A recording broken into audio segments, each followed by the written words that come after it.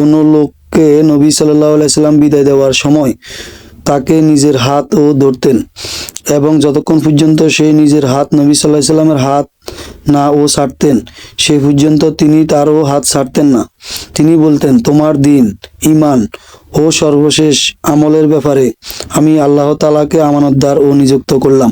হাদিসটি তিরমিজিতে ৩৬৪২ নম্বর রয়েছে, সহিহ কিতাবে ২৪৮৫ নম্বরে রয়েছে এবং তাকে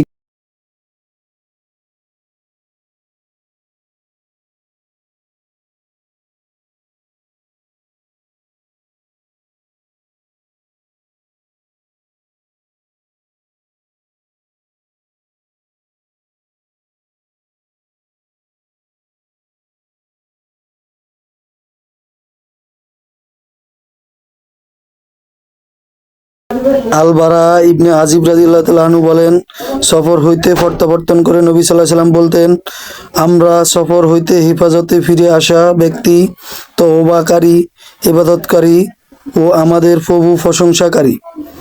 হাদিসটি তিরমিজিতে ৩৬৪০ এবং আবু দাউদে ২৩৩৯ নম্বর রয়েছে। আব্দুল্লাহ ইবনু সারজিস রাদিয়াল্লাহু তাআলা আনহু হইতে বর্ণিত আছে, তিনি বলেন, নবী সফরে রওনা হইতেন, সেই সময় বলতেন, হে আল্লাহ, তুমি সফরে আমার সঙ্গী, আমার ও অনুপস্থিতে আমার এবং পরিবার পরিজনের তুমি আমার ও স্থলাভিষিক্ত। হে আল্লাহ, আমাদের সফরে তুমি আমাদের সাথী হও, আমাদের পরিবার পরিজনের জন্য আমাদের প্রতিনিধি হও। হে আল্লাহ, তোমার কাছে আমরা ও সফরে ক্লান্তি, ফিরে আসা, ব্যর্থতা ও প্রাচুর্যের পরে তিরস্কতা, নির্যাতিত, অভিশাপ এবং পরিবার পরিজন ও মাল সম্পত্তির প্রতি কুদৃষ্টি হইতে তোমার নিকট আশ্রয় প্রার্থনা করি। হাদিসটি তিরমিজিতে ৩৬৩৯ এবং ইবনে মাজাতে ৩৮৮৮ রয়েছে।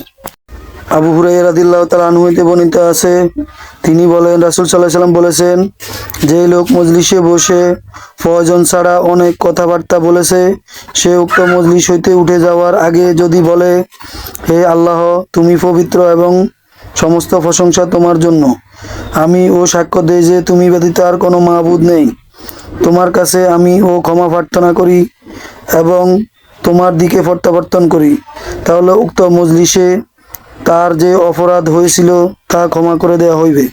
তিরমিজিতে হাদিসটি ৩৬৩৩ নম্বর রয়েছে, মিশকাতে হাদিসটি ২৪৩৩ নম্বর রয়েছে।